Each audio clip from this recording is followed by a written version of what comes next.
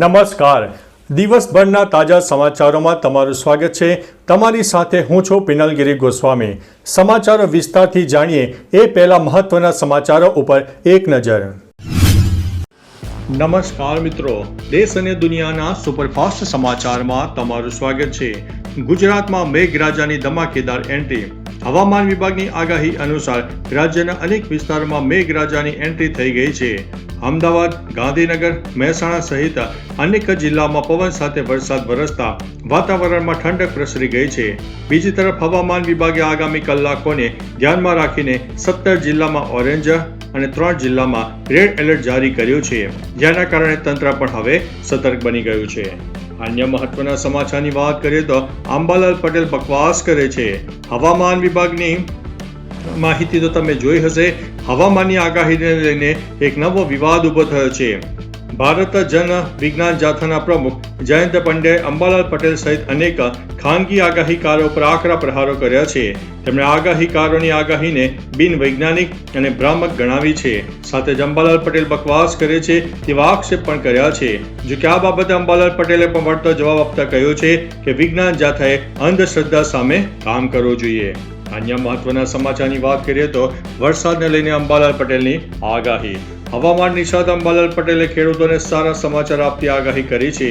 આગાહી અનુસાર 23 જૂન બાદ ગુજરાતમાં ચોમાસું સક્રિય બનશે અને રાજ્યના અનેક વિસ્તારોમાં સારો વરસાદ નોંધાઈ શકે છે. આ દરમિયાન ઉત્તર તેમજ મધ્ય ગુજરાતમાં વાવણીલાયક વરસાદ થવાની શક્યતા છે. સાથે કેટલાક વિસ્તારોમાં 3 થી 5 ઇંચ જેટલો વરસાદ પડશે, જે ખેતી માટે લાભદાયક સાબિત થશે. અન્ય મહત્વના સમાચારની વાત કરીએ તો શાંતિ કરારને લઈને ઈરાનનો ચોંકાવનારો ખુલાસો. અમેરિકા અને ઈરાન વચ્ચે થયેલા શાંતિ કરારને લઈને ઈરાનના સુપ્રીમ લીડર મોજતબા ખામેનીએ મોટું નિવેદન આપ્યું છે. તેમણે કહ્યું છે કે આ કરાર પીછે નહીં, ઈરાન નહીં, પણ અમેરિકાની બેચેની અને મજબૂરી હતી. ખામેનીએ દાવો કર્યો છે કે અમેરિકી રાષ્ટ્રપતિ ટ્રમ્પે કરારને સંભવ બનાવવા માટે દરેક પ્રકારનો દબાવ અને પ્રભાવનો ઉપયોગ કર્યો હતો. અન્ય મહત્વના સમાચારની વાત કરીએ તો રાજ્યમાં 24 કલાકમાં 75 તાલુકામાં વરસાદ નોંધાયો છે. હવામાન વિભાગની આગાહી અનુસાર રાજ્યમાં છેલ્લા 24 કલાકમાં પંચમહાલમાં હાલોલમાં સૌથી વધુ 4.5 ઇંચ, ગોધરા જાંબુઘોડામાં 3.5 ઇંચ, શહેરામાં 3 ઇંચ, બોટાદના બરવાડામાં 3 ઇંચ, જ્યારે મહેસાણાના કડીમાં 2.5 ઇંચ જેટલો વરસાદ થયો. ખેડાના નડિયાદમાં 2 ઇંચ, મોરવામાં 2 ઇંચ, છોટાઉદેપુરના બોડેલીમાં 1.5 ઇંચ અને મહીસાગરના કોઠંબામાં 1.5 ઇંચની આસપાસ વરસાદ નોંધાઈ ગયો છે. અન્ય મહત્વના સમાચારની વાત કરીએ તો વાવાઝોડા સાથે વરસાદની આગાહી. હવામાન વિભાગ દ્વારા દેશના અનેક રાજ્યોમાં ભારે વરસાદની આગાહી કરી છે. આગાહી અનુસાર 18 જૂનથી સક્રિય થયેલા નવા વેસ્ટર્ન ડિસ્ટર્બન્સની અસર ઉત્તર પશ્ચિમ ભારતમાં જોવા મળશે. આજે આસામ, મેઘાલય, સિક્કિમ જેવા રાજ્યોમાં કરા સાથે ભારે વરસાદની ચેતવણી આપવામાં આવી છે, જ્યારે હરિયાણા, પંજાબ, હિમાચલ પ્રદેશ, ઉત્તરાખંડ અને જમ્મુ કાશ્મીર વિસ્તારમાં તોફાની પવન સાથે હવામાન વધુ ગંભીર બનવાની શક્યતા છે. અન્ય મહત્વના સમાચારની વાત કરીએ તો મેડિકલ રેગિંગ કેસમાં 6 વિદ્યાર્થીઓ સસ્પેન્ડ. અમદાવાદ બીજે મેડિકલ કોલેજમાં રેગિંગ મામલે 3 સિનિયર ડોક્ટર વિદ્યાર્થીઓને સસ્પેન્ડ કર્યા બાદ હવે ભાવનગરની મેડિકલ કોલેજમાં રેગિંગ મામલે 6 સિનિયર ડોક્ટર વિદ્યાર્થીઓને સસ્પેન્ડ કરવામાં આવ્યા છે. રેગિંગ કમિટીની 8.5 કલાક ચાલેલી બેઠક બાદ સિનિયર દોષિત વિદ્યાર્થીઓને સસ્પેન્ડ અને 7 સુધીમાં હોસ્ટેલ ખાલી કરવા માટે આદેશ આપવામાં આવ્યા છે. વધુમાં દોષિતો વિદ્યાર્થીઓ સામે પોલીસ ફરિયાદ પણ થશે. અન્ય મહત્વના સમાચારની વાત કરીએ તો વધુ એક ભારતીય જહાજે હોર્મુઝ પાર કર્યું છે.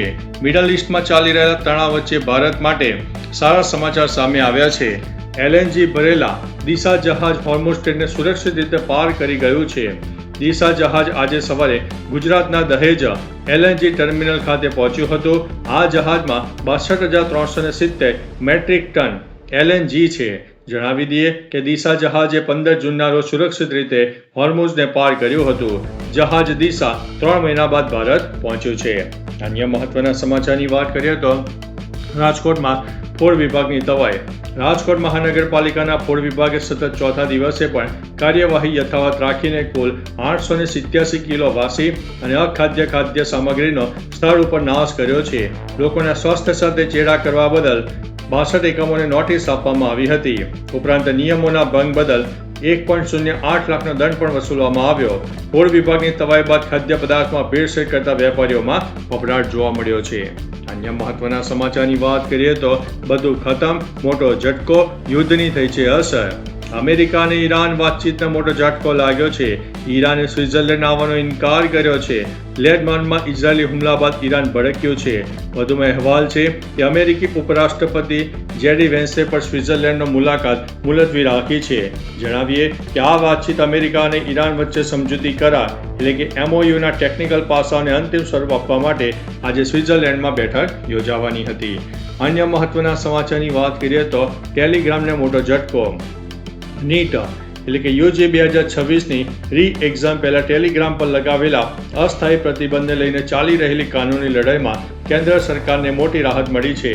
દિલ્હી હાઈકોર્ટે ટેલિગ્રામની અરજીને ફગાવતા કહ્યું છે કે પરીક્ષાની નિષ્પક્ષતા અને સુરક્ષા સુનિશ્ચિત કરવા માટે સરકારને આવા કડક પગલાં ઉઠાવવાનો સંપૂર્ણ અધિકાર છે. જણાવીએ કે હવે 22 જૂન સુધી ટેલિગ્રામ સમગ્ર ભારતમાં સંપૂર્ણ રીતે બંધ રહેશે.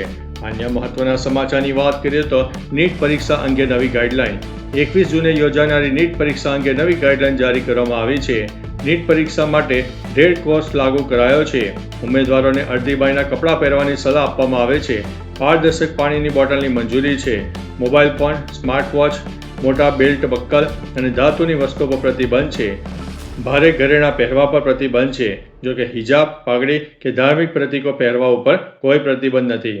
અન્ય મહત્વના સમાચારની વાત કરીએ તો આજે આવશે ખાતામાં 7,500 રૂપિયા. જો તમે 1 ઓગસ્ટ 2025 બાદ તમારી પ્રથમ નોકરી શરૂ કરી છે અને પગાર 1 લાખથી ઓછો છે તો કેન્દ્ર સરકાર આજે તમારા ખાતામાં 7,500 રૂપિયા ટ્રાન્સફર કરશે.